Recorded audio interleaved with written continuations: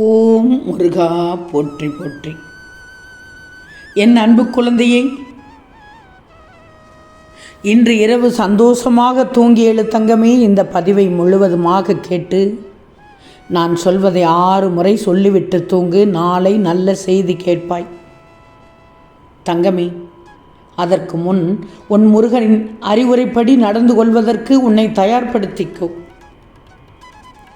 ஒவ்வொரு முறையும் ஒவ்வொரு செயலையும் செய்யும்போது பொறுமையோடு நம்பிக்கையோடு நிதானமாக செயல்படு. நிச்சயமாக நாளை உனக்கு சாதகமாக நிச்சயம் நடக்கும்.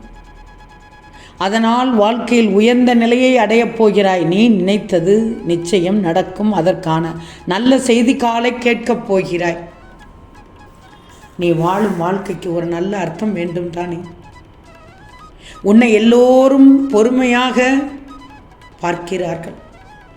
உன்னை பொறுமையாக, பொறுமையின் பிள்ளையாக, பொறுமையின் சிகரமாக பார்க்கிறார்கள். எல்லோருமே எப்படி அவர்களிடத்தில் பொறுமை இருக்கிறது? யார் இவர்களுக்கு பொறுமையை கொடுத்தார்கள்? அப்படி என்ன நடந்தது? பொறுமையை சிதற விடாமல் இருப்பதற்கு அப்படிப்பட்ட நிகழ்வு எப்படி நடந்தது? யார் இப்படி பொறுமையாக இருக்கச் செய்கிறார்கள் என்று உன்னிடத்தில் கேட்டுக்கொண்டிருக்கிறார்கள். நேரடியாகவும் கேட்கிறார்கள், மற்றவர்களிடம் கேட்கிறார்கள், தன்னைத்தானே கேட்டுக்கொள்கிறார்கள். அந்த அளவுக்கு பெருமைப்படுத்தி கொண்டிருக்கிறாய் உன்னுடைய வாழ்க்கையை. அந்த பொறுமைதான் உனக்கு பெருமை சேர்த்து கொண்டிருக்கிறது தங்கமே. உனக்கு ஒன்று குறையாக உள்ளது. உன்னை விட்டு போனவர்கள் மீண்டும் உன்னிடம் வந்து சேரணும்னு நீ நினைக்கிறாய். நான் சொல்வது சரிதானே? அது விரைவில் நிறைவேறப் போகிறது. நாளை அதற்கான அறிகுறி சற்றும் எதிர்பாராத விதமாக அந்த இடத்திலிருந்து ஒரு நல்ல செய்தி நிச்சயம் உன் வாயிற்கதவை தட்டப்போகிறது. நடந்ததும் நன்றி முருகா என்று சொல் தங்கமே. எத்தனையோ முறை உன்னை வீழ்த்தி பார்க்க ஆசைப்பட்டார்கள், முடியவில்லை. உன்னை பழி போட்டு இழிவாக பேசினார்கள், விருப்பப்பட்டார்கள், அதுவும் முடியவில்லை. உன்னை காயப்படுத்த நினைத்தார்கள், அதுவும் முடியவில்லை. உனக்கு ஒரு ஆபத்து உண்டாக்க நினைத்தார்கள், அதுவும் முடியவில்லை. இதற்கு என்ன காரணம்? கர்ம பலன்கள் தான். இந்த முருகன் உன்னோடு இருப்பதை மறந்து இது போன்ற செயல்களில் ஈடுபட முயற்சி செய்கிறார்கள். முருகனின் அனுமதியின்றி தொட முடியுமா என் பிள்ளைகளை? தொடத்தான் விட்டு விடுவேனா? இதை யார்தான் செய்வது என்று நீ கேட்கலாம். ஏன், என்ன காரணம் என்றும் உனக்கு புரியாமல் இருக்கலாம். ஆனால் நீ குழப்பாதை. வேறு யாரும் அல்ல. உன்னை நல்லவர்களை தவிர மற்றவர்களுக்கும் இடம் கொடுத்து இருக்கிறாய், அதுதான் காரணம். இதை தவிர உனக்கு நம்பிக்கை இல்லை எதிலுமே. முதல்ல நான் சொல்வதை கேள். உன்னை மாற்றிக்கொள். பிறகு நடக்கப் போவதைக் கண்டு நீயே ஆச்சரியமாக பார்ப்பாய். புரிகிறதா? கர்ம பலன்கள் உனக்கு குறைந்து கொண்டே இருந்தால் அனைத்தும் நல்ல விதமாக நடந்துவிடும். நீ எந்த ஆசைக்கும் அடிமை மட்டும் ஆகிவிடாதே. புரிகிறதா? இன்னும் கூட சொல்ல போனால் நீ ஆசைக்கும் அடிமையாகக்கூடாது, அன்புக்கும் அடிமையாகக்கூடாது. ஏன்னா இரண்டுமே ஒரு நாள் நிச்சயமாக காயப்படுத்திவிடும். உன் உதடுகள் சிரிப்பது ஊருக்கு தெரியும், ஆனால் உன் உள்ளம் அழுவது உன் முருகனுக்கு மட்டும்தான் தெரியும். அழக்கூடாது. உன் முருகன் உனக்கு இருக்கும்போது அனைத்து கஷ்டங்களையும் நான் தீர்த்து வைப்பேன். எதற்கும் கலங்காதே. வாழ்க்கையில் மிக அழகாக நிம்மதியாக வாழ நான் சொல்வதை மட்டும் கேள். மன்னிப்பதை விட மறந்து பார். மறதி மிக மிக அவசியம் என்பது இந்த நேரத்தில் இந்த இடத்தில் உனக்கு புரியும். நீண்ட நாட்களாக நீ என்னிடம் ஒன்றை கேட்டு காத்திருக்கிறாய். நாட்கள் கடந்து கொண்டே சென்றாலும்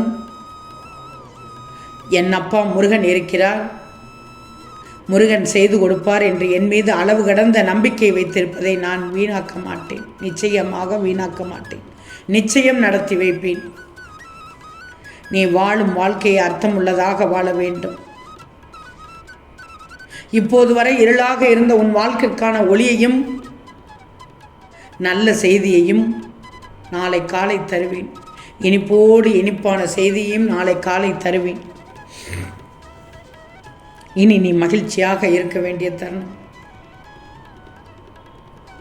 உன்னை வீழ்த்துவதற்கு பயன்படும் மிகப்பெரிய ஆயுதம் உன் மனம்தான். மனதை மட்டும் தெளிவாக வச்சுக்கோ.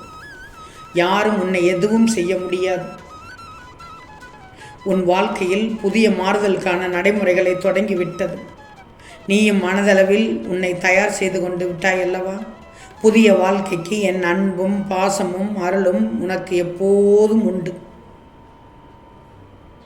தயவு செய்து வெற்றி தோல்விகளை மட்டும் சகஜமாக எடுத்துக்கோ. உன்னை தேடி நாளை காலை நல்ல செய்தி வருகிறது.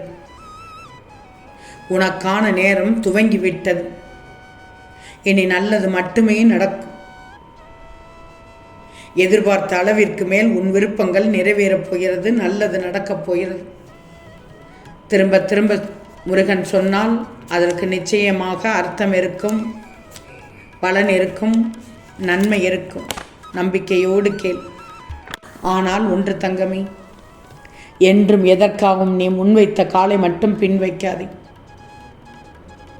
அடுத்தவரை நாடி ஒருபோதும் நிற்காதே. தயவு செய்து யாரிடத்திலும் உன் விஷயங்கள் அனைத்தையும் முழுவதுமாக பகிர்ந்து கொள்ளாதே. சொல்வதை கேட்டுக்கோ. முக்கியமாக வாக்குவாதம் கொண்டு எக்காரணம் கொண்டும் செய்து விடாதே. உன்னை நினச்சி நானும் கவலைப்படுகிறேன். ஏன்னா உன்னுடைய கஷ்டம் ஒன்றா இரண்டா எடுத்து சொல்வதற்கு கலங்காதே. அனைத்திற்கும் விடிவு காலம் நாளை காலை வந்துவிட்டது. உன் மனதிற்கு வரும் துன்பம், கஷ்டம், துயரம் எக்கச்சக்கம். அந்த கஷ்டங்களை எல்லாம் எப்படி சமாளிக்கப் போகிறேன் என்று மன அழுத்த குமைச்சல் ஒரு பக்கம். குமரி அழுது கொண்டிருக்கிறாய். மன வலியை அதிகப்படுத்தி கொண்டிருக்கிறாய். தைரியமாக இரு. எது வந்தாலும் எதிர்த்து போராடும் மன தைரியம் உனக்கு உன் முருகன் நான் கொடுத்துள்ளேன். முதலில் நீ அதை சரிவர புரிந்துக்கோ. உன் வேதனை எல்லாம் என்னை நினைத்தாலோ என்னை பார்த்தாலோ உன் முருகன் இருக்கிறேன் என்ற நினைவு வந்துவிடும். உன் மனது இப்போது லேசாகிவிடும். உண்மைதானே தங்கமே? தைரியமாக எதையும் ஃபேஸ் பண்ணு. நான் உன்னை செம்மைப்படுத்தி விடுவேன். துன்பத்தை தாங்கித்தான் ஆக வேண்டும் தங்கமே. அதற்கான நிவர்த்தியை எப்படி சரி செய்வது, எந்த கட்டத்துக்கு அடுத்த கட்டத்துக்கு போக வேண்டும் என்ற சிந்தனை இருந்தால் மட்டுமே துன்பத்தை தாண்டி செய்ய முடியும். உன் கோரிக்கைகளை எப்போதுமே நான் நிராகரித்தது கிடையாது. நாளை நல்ல செய்தி கேட்பாய். இப்போது தூங்கும் முன் நான் சொல்வதை 6 முறை சொல்லிவிட்டு தூங்கு. ஓம் சரவணபவ நமக, ஓம் சரவணபவ நமக என்ற மந்திரத்தை 6 முறை சொல்லிவிட்டு தூங்கு. ஓம் சரவணபவ நமக.